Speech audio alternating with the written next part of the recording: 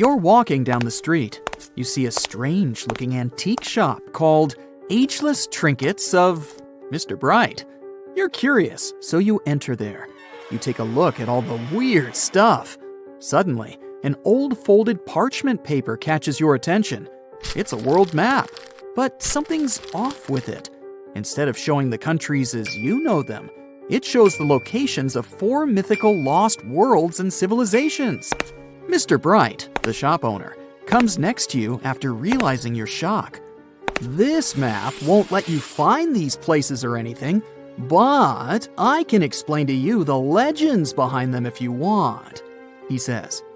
Let me begin with Atlantis. You might know it as Aquaman's underwater kingdom, but Atlantis, the fictional island, was actually first introduced in 2 of Plato's works. According to him, Atlantis was a highly advanced civilization that existed about 9,000 years before his own time, and its story had been passed down by poets, authors, and others. He wrote about Atlantis and its citizens to give a moral lesson and to teach about the dangers of arrogance, as well as the eventual downfall of those who are after too much power. In his dialogues, Plato stated that Atlantis was a great and powerful empire that was respected in all parts of the world. It was founded by beings who were half deities and half human, and became a great naval power after a while. Being an island filled with gold, silver, and other precious metals certainly helped their case. But besides that, it was also known for its breathtaking architecture and state-of-the-art technology, as well as its countless rare and exotic wild animals.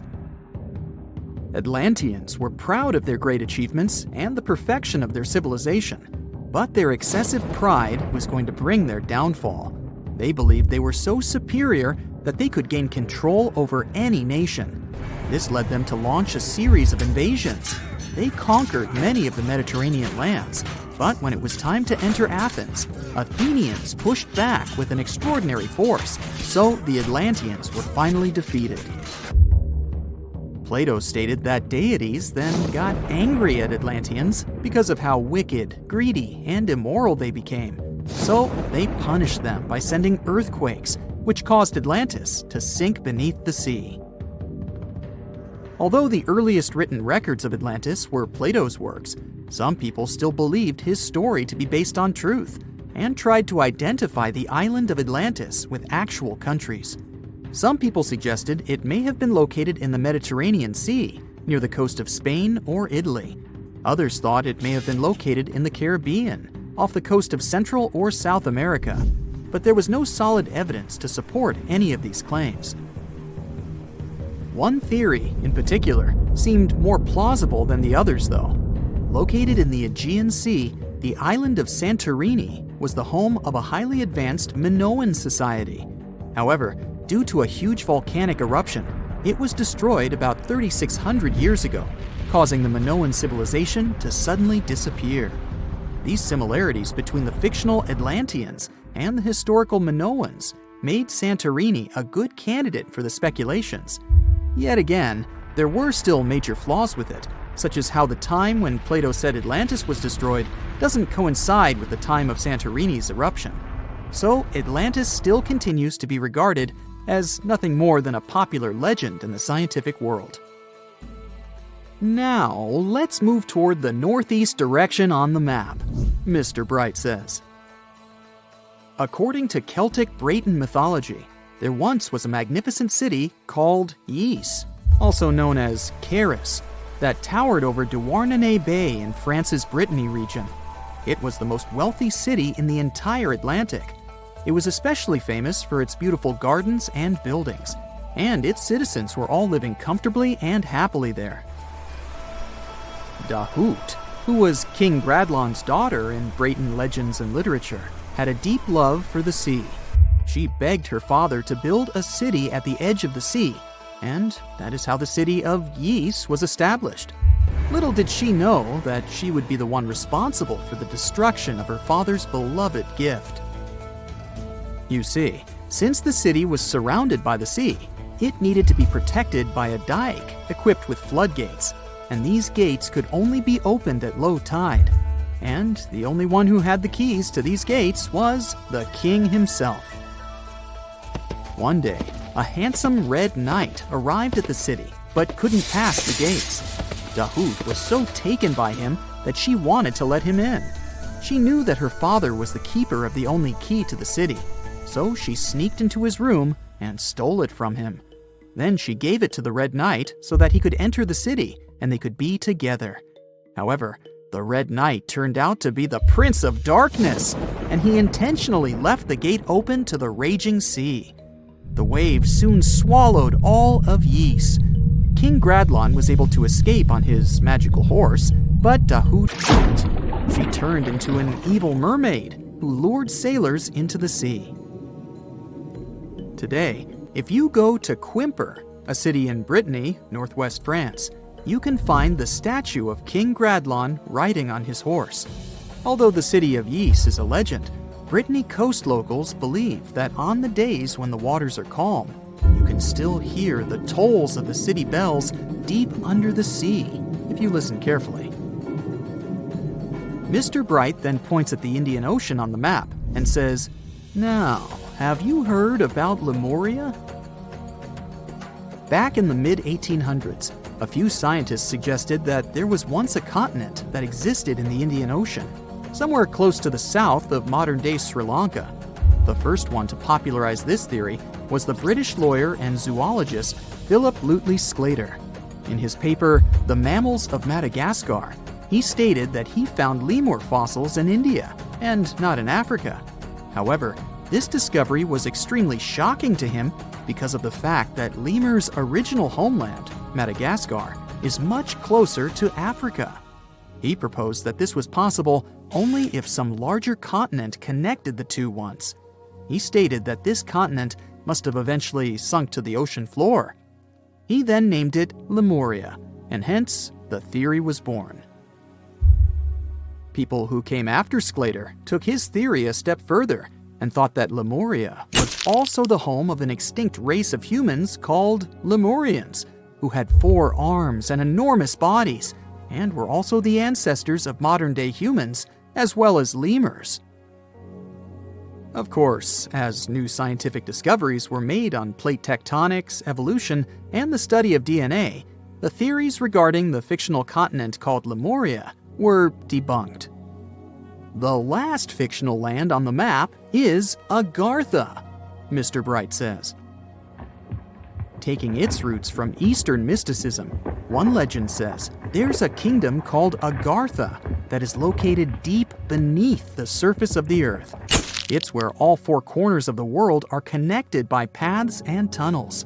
It is said that there's a secret entrance into Agartha hidden in the Gobi Desert, and it's built by Agarthans themselves using advanced technology that can't be detected by us, the surface folks. According to some beliefs, Agartha exists to counterbalance the energies of those who live above the surface. While we live in a state of rush and heightened emotions, this world beneath us is the total opposite. Some even say that those who escaped Atlantis fled here to continue their lives inside the Earth's core. And yet, others think it's actually a land that's crawling with all kinds of monsters. But there's no need to be scared, since modern science proved Earth's core is not actually hollow and is a solid hot iron ball. So you can cancel your journey plans to the center of the Earth if you've made any. Thanks, Mr. Bright. Some mountains look so picture-perfect that you'd swear they were hand-sculpted by a divine architect. And the thing is, you're not that wrong if you think so. Wait, did someone really build mountains? Hidden deep in the Amazon rainforest, there's a bizarre cone-shaped peak that raises that exact question. And halfway across the world, there's a landscape that looks like someone spilled a massive bag of Hershey Kisses across a green field. No, you can't make this stuff up. Get ready to learn what would happen if a Hershey's Kiss and the Road to El Dorado movie had a baby in real life, because we're diving into 2 of the most mysterious and oddly satisfying natural formations on Earth, Cerro El Cono in Peru and the Chocolate Hills in the Philippines. One might be an ancient lost pyramid, and the other turns into chocolate every year. Well, sort of. Let's start with El Cono. This strange, solitary mountain rises more than 1,300 feet above the treetops in the heart of the Amazon, right near the Peru-Brazil border. Sure, the Amazon is no stranger to mountains.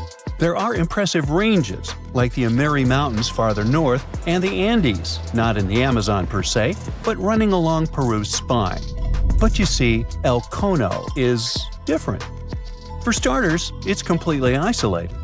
If you fly over the region in a helicopter, all you'll see for miles is an endless emerald sea of rainforest. Then, boom, out of nowhere, a perfectly cone-shaped mountain juts into the sky like a giant green Dorito. It's not part of any major mountain chain, it doesn't have any siblings, and it looks so symmetrical that it almost feels artificial. And it's covered by forest. Now, naturally, this has sparked all kinds of theories. Some people think it's an extinct volcano. Others say it's a freak of erosion. And then there are those who whisper more exciting possibilities. What if it's a lost pyramid? And before you roll your eyes, this idea is not as wild as it sounds. And some people actually stand by this theory. After all, the ancient civilizations of South America built pyramids too. What? Yeah, can you believe that the Egyptians didn't actually invent the concept of pyramids? No joke. The Mochichachapoya and Inca civilizations all built monumental structures. In fact, pyramids are found all over the world, from Ethiopia and Thailand to Greece, Mexico, and even Italy. So why do pyramids keep popping up throughout history? Simple. They're structurally sound. The broad base supports the weight, and the pointed top was often seen as a symbolic connection to the heavens. Okay, but what are the chances of all these people coming up with the same idea at the same time? Okay, calm down. Ancient aliens. Yeah, that's possible.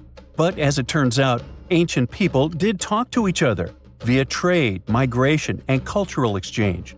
Ideas like pyramids didn't need to come from a secret one-world civilization.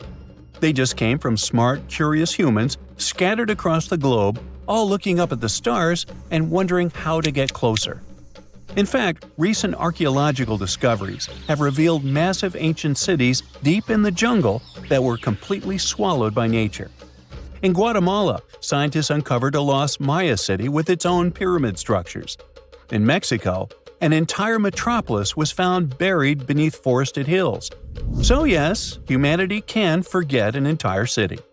Take another look at El Cono from the air, and you might start believing it too. Its slopes are smooth. Its symmetry is uncanny. From above, it resembles a colossal step pyramid or ziggurat, cloaked in jungle vines and secrecy. And if someone told you it was the moss-covered remnant of an ancient civilization, you might just nod and say, "Yeah, I see it." Of course, no one's proven anything yet. But the mystery is delicious. Like a myth waiting to be cracked open.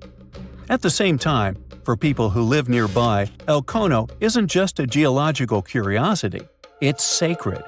In Andean cosmology, mountains like El Cono are known as apus, spiritual guardians of the land. These aren't just rocks, they're living beings, protectors, deities. Think Tifiti from Moana, but South American and a little more mysterious. The indigenous tribes in the region still pay their respects to this mountain, treating it not as a tourist attraction, but as a sacred ancestor. And while everyone's busy debating whether El Cono is a mountain or a pyramid, nature's just vibing. The area surrounding El Cono is now part of Sierra del Divisor National Park, created in 2015 to protect one of the richest ecosystems in the Amazon. We're talking about rare plants, hundreds of bird species, many types of monkeys, and endangered animals like jaguars, giant armadillos, and even tapirs, the jungle's adorable pig-elephant hybrid. And yes, there are caves, springs, and even undiscovered ruins hidden deep in the forest around El Cono. So, what is El Cono really? Some geologists think it's likely a volcanic cone based on its shape. That's the official word from UNESCO anyway. Others argue it's a rare example of erosional geomorphology, a fancy way of saying wind, water, and time teamed up to carve a perfect mountain out of the landscape. Like geological origami, shaped by millions of years of natural forces. But the truth is, we don't know. not for sure, not yet. Until someone launches a respectful science-based expedition with drones, ground-penetrating radar, and a green light from the local communities, El Cono will keep its secrets. And maybe that's the best part. Sometimes it's mysteries that make the world feel truly magical. Now, let's jump onto a metaphorical plane and head to the Philippines, where the mystery continues and gets a little sweeter. Spread across more than 20 square miles, there are between 1,200 and 1,700 or even more perfectly shaped hills that look like chocolate kisses. Like seriously. In the dry season, the grass turns brown, and suddenly, it's like someone dropped hundreds of Hershey kisses all over the landscape. Sweet, right? These are the Chocolate Hills, duh. And they're some of the Philippines' most iconic natural wonders. From afar, they look almost too symmetrical, like some alien landscaper came down with a measuring tape and a sense of humor. But how did they get here? Well, according to scientists, the Chocolate Hills are a rare type of karst formation, a term used to describe landscapes formed when slightly acidic rainwater dissolves soft rock like limestone. In this case, the hills were once coral reefs and marine limestone that were pushed above sea level by tectonic forces. Over time, the exposed rocks got eroded by wind, rain, and underwater rivers, leaving behind this stunning army of symmetrical mounds. It's a geological marvel millions of years in the making. But science isn't the only explanation in town. Local legends are more fun. One story says the hills were formed when two giants got into a rock-throwing fight, launching boulders at each other until they collapsed in exhaustion, leaving the landscape littered with mounds, just like that one scene from the Hobbit movie. Another tale speaks of a heartbroken giant whose tears turned into earth, forming the hills as a tribute to his lost love. Oh. Today, the Chocolate Hills are a National Geological Monument and a major tourist attraction in the Philippines. They're also being considered for UNESCO World Heritage status, because, really, where else can you find such a naturally satisfying mix of geology and dessert? If you ever want to visit, it's pretty easy. Fly into Boho Palango International Airport or take a ferry from Cebu, and then head to the towns of Carmen, Batuan, or Sambanga. There are designated viewing decks, eco-parks, and even ATV tours that will let you explore the hills up close. So, whether you're chasing lost pyramids in the jungle or climbing a mountain that turns into chocolate in the summer, the planet still has places that surprise and delight. And that's the real treasure. Sometimes, nature's weirdest, most beautiful shapes aren't hiding aliens or ancient tech. They're just proof that Earth has a wild imagination. There's a place on Earth that looks like it came straight out of the movie Dune. Massive platforms of stone and mud rise in the middle of a scorching desert. And somehow, people manage to survive in such a hostile environment. Oh, really? But, unlike the movie, this real city in Peru was abandoned over 3,000 years ago and has stayed hidden from us until now. Meet Mythical. This lost city is located in the Huaura province, north of Lima. After 8 years of excavation and conservation work, some of its secrets have finally been brought to light. It may look eerie and lifeless now, but it wasn't always this way. Experts think this place used to be a busy trading center for ancient Peruvians. In fact, it was part of the oldest known civilization in the Americas, at least as far as we know. And no, they weren't the Mayas or the Aztecs. That's a common mistake. I'm talking about the Caral civilization.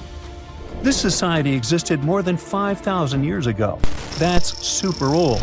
To put that in perspective, while the Sumerians in Mesopotamia were reaching their peak, and the Egyptians were just starting to build things in Giza, the people in Caral were already building pyramids. Thanks to them, Peru is now seen as one of the 6 places where civilization first began. But unlike the objects we find from ancient Egypt or Mesopotamia, you won't see Caral artifacts in museums, at least not fancy vases covered in mysterious letters, since they didn't know pottery or writing. What they did know was how to build big. They left behind mind-blowing architecture, such as stepped pyramids and huge sunken plazas. Like massive open-air arenas, big enough to hold hundreds of people. And it's not like they just had one pyramid here and a plaza there. No, as I said, they built big. So far, researchers have found as many as 30 major metropolitan centers across what we now call the Caral region or Peru's north-central coast. You can think of them as full-on cities, with residential areas, several plazas, and ceremonial temples. Their largest pyramid, known as Pirámide Mayor, stands nearly 100 feet tall, with a base covering an area the size of about 4 football fields. That's substantial. Oh my God! And building all that surely wasn't easy. It took planning, coordination, and specialists. That suggests that Caral must have had organized labor and strong leadership to pull it off. Despite creating these incredible constructions, Caral cities stayed hidden for thousands of years. And even when researchers first came across the area, it took decades for them to realize how important it really was. They already knew about the ruins back in the 1940s, but it wasn't until the 90s that the first major study of Caral was done. And there's a reason they were ignored for so long. The architecture was so advanced and the proportions so huge that people thought, nah, this has to be something modern. They couldn't have been more wrong, though. And in 2001, studies finally recognized that Caral was the oldest known civilization in the Americas. Archaeologists believe this society existed from around 3,000 to 1,800 years before the Common Era. And for 4,000 years, they flourished in complete isolation. Chances are they never met another civilization at all. This may explain why they are considered such a peaceful society. Researchers haven't found any signs of conflict. No fortifications, no battle gear, no trace of fighting. Instead, they seem more focused on commerce and, well, pleasure. Looks like they love music. In one of the temples, for example, archaeologists found 32 flutes made from bird bones. I wonder what that sounded like. Anyway, the Caral lived along 3 rivers, the Fortaleza, the Patavilca, and the Supe. Just like the newly discovered city of Peñeco, this lost city was built on a natural terrace about 1,970 feet above sea level. And no, they didn't do that for the view, it was for security. Building higher up protected them from flooding, since the site sits parallel to the Supe River. Just recently, after 8 years of excavation, experts finally uncovered its beauty. Altogether, they found 18 structures, including temples, residential complexes, and a huge circular plaza. There are also ceremonial halls built on top of large step platforms, along with stairways, courtyards, and carefully designed walls. These structures serve both practical and symbolic purposes. I mean, this was their hotspot, the place where people came together for rituals. Inside one of the structures, researchers uncovered remarkable finds, like sculptures molded in raw clay that portray human figures, animals, and ceremonial objects. They also dug up stone tools, such as grinders, crushers, and hammers. And remember I said they like music, right? Well, the team also found patutus there. That's like an old-school trumpet made of giant shells brought from the Pacific Ocean. Now, if you look at the map, one thing stands out. Peñeco is farther inland than other Caral cities we've discovered. And that's important. The city's location was completely strategic.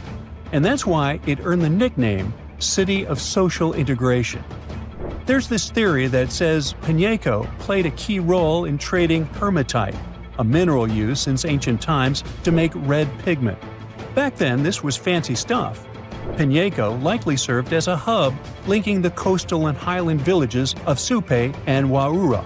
Maybe they traded hematite for fish and shellfish from the coastal villagers. But now comes the big question. What happened to the people who lived there? Why was Peñeco completely abandoned after thousands of years? Well, that still remains a mystery. There are different theories about why the Caral Supe civilization disappeared and why their most important cities were left abandoned. One of them is the maritime hypothesis. It suggests that societies first developed along the coast, relying heavily on fishing, and only later moved inland. So, in that view, cities were abandoned as people shifted away from them. But that doesn't fit Piñeco, right? I mean, it's way too far inland to count as a seaside city. So it's hard to say what really happened. If you look at their main city, archaeologists haven't found any solid evidence of one big disaster. No massive earthquake, no huge flood, nothing like that. And the same goes with Piñeco. There's just no sign of a single event that suddenly wiped them out. The likely explanation is a shift in climate. A change in the weather could have caused long droughts that affected local farming. That would have forced people to abandon their cities, like what happened in northern Mesopotamia. Now, can we say that with absolute certainty? Honestly, no. It's much more likely that several distinct factors led to the decline of that society. They might have also faced some internal conflict, issues of leadership or organization, for example. But that's impossible to prove with archaeology alone. Either way, Piñeco is a huge discovery. It gives us new clues to better understand the crisis the Caral civilization faced before its collapse. But for now, many of their secrets are still waiting to be uncovered, and there's still so much for researchers to figure out about how this civilization was born and how it evolved over time. If you want to visit Piñeco, here's some good news. The site has recently been opened to the public. It's about a 4.5-hour drive from Lima, and you can get there either by a private vehicle or through tourist services. Yeah, it's not the easiest journey, but the breathtaking landscapes will make up for it. And if you don't have the time or the money to fly all the way to Peru, don't worry. If you know Spanish, you can explore a virtual museum dedicated to Caral. It features 10 thematic rooms designed to take you on a journey back to the origins of civilization. You'll find photos, videos, infographics. It's a whole immersive experience. Of course, it's not the same as standing on the site itself, but it still offers a fascinating glimpse into the world of the oldest known civilization in the Americas. Archaeologists recently found something fascinating from a forgotten Maya kingdom, a tomb hidden in a collapsing pyramid. Inside, there was a king buried for 1,700 years, a jade mask that looks almost human, but not quite. And all this thanks to the looters who missed it by just 6 feet. They stumbled upon it in 2022 in the dense jungles near the border of Guatemala, Mexico, and Belize. In Mayan times, this little place used to be called Xochitlam. It's a lost city, half swallowed by jungle. This place meant pretty much nothing compared to other big Mayan cities, like Tikal or Teotihuacan, or so we thought. The team found a tomb of a Mayan ruler. The artifacts, the names of kings, all this revealed that Xochitlam wasn't just some tiny village. It was a pretty important place for that culture. And what they found inside that tomb may rival the treasures of any Maya metropolis. The tomb's ceiling had collapsed long ago, but the offerings were still inside and remained intact even after centuries. They recovered over 16 spondylus shells. These things were used by the ancient elite for power and rituals. That meant that whoever the tomb was related to, it was someone wealthy, of high status, who got themselves a ceremonial burial. Archaeologists also found carved femur bones. They were etched with hieroglyphs and names. Maya literally wrote their history in human remains. Researchers want to dive super deep and get a DNA analysis on the bones. Maybe that will help uncover familial ties, origins, or health problems these people might have faced. And most important of all, the mosaic jade mask. It was pieced together from luminous green tiles into an expression that feels almost human, almost alive. A lot of people were joking that it's just like Jim Carrey's mask in the famous movie. But it wasn't a magical artifact. That was the face of a forgotten Maya king, staring out at us after 1,700 years of silence.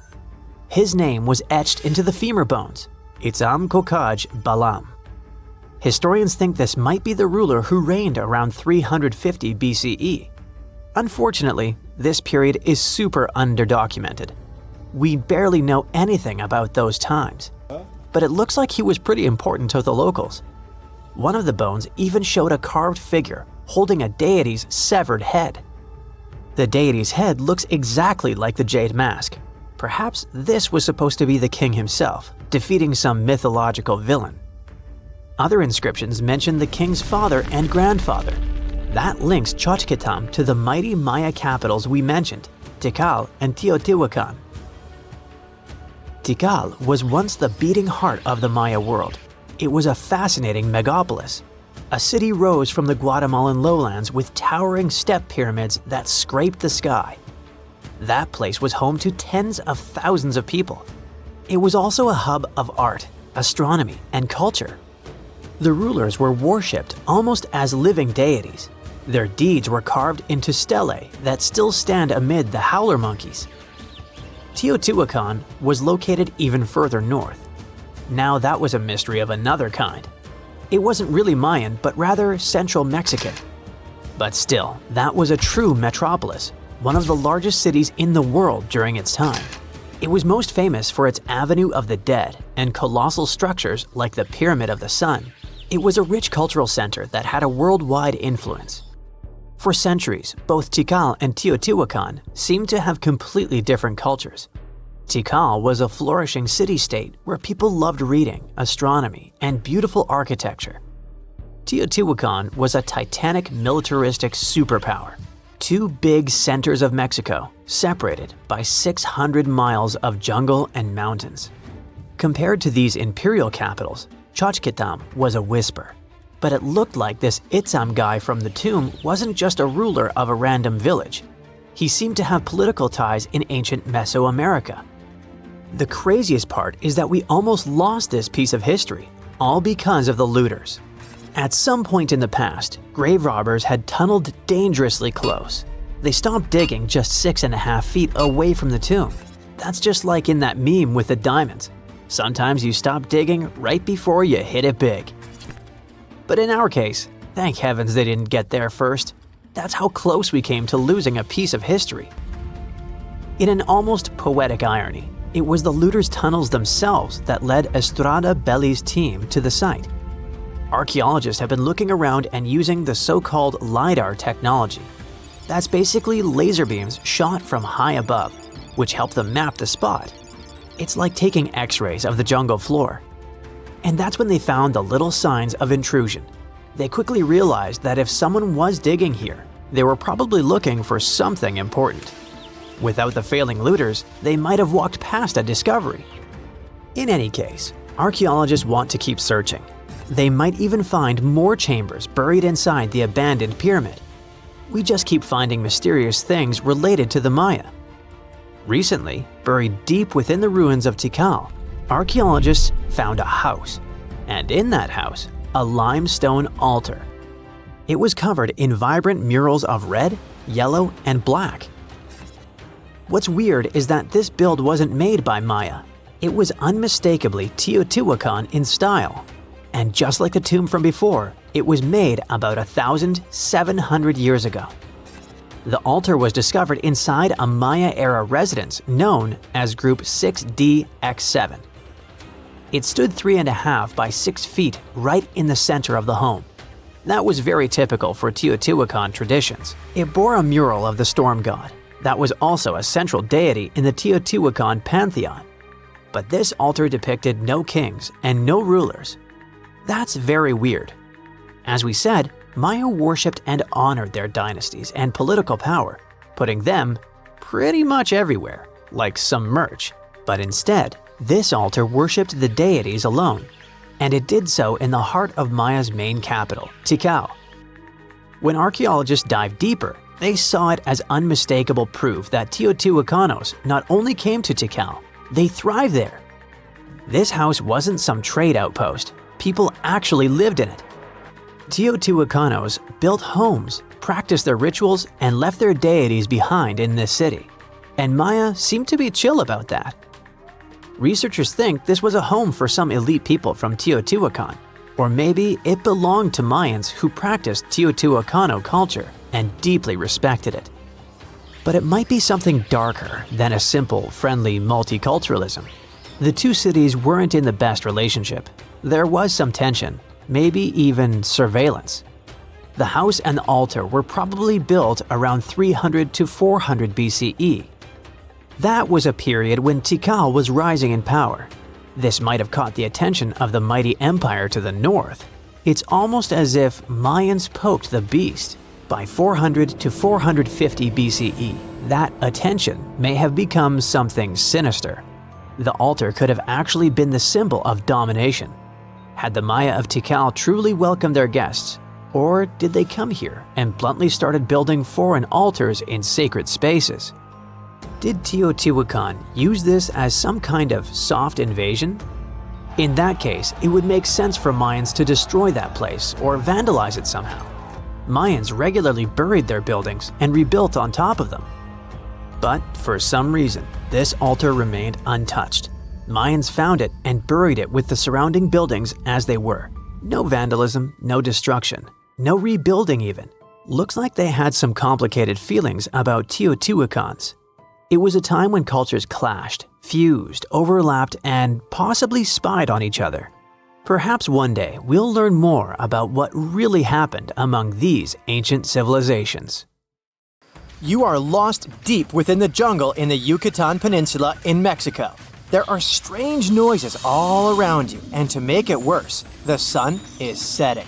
Soon, you'll be alone in the middle of an unknown rainforest.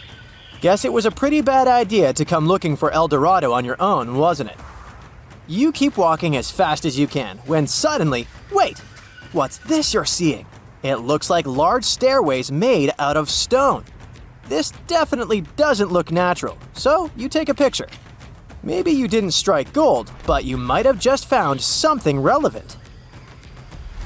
Congratulations, you found Akamtun, a long-lost Mayan city, hidden 37 miles into the jungle. The name literally translates to stone column. Stone was probably in at the time, so these guys used a lot of it to build their pyramids, houses, and even ball courts. If you ever thought that Europeans invented ball games, think twice. Mayans love to play ball games for recreational purposes. Akamtun is part of a series of other long-lost Mayan cities that are being discovered with the help of new technology nowadays. We'll talk more about the other ones in a jiffy. Perhaps the biggest surprise of this one is that it was surrounded by wetlands, which is why the city was built on high ground. The city was monumental, covering an area of over 120 acres. That would be as big as 90 football fields right next to each other. Scientists have found proof that Akamtun had pyramids of up to 49 feet high, and that it was likely an important social hub between 250 and 1000 CE. This is definitely a game changer.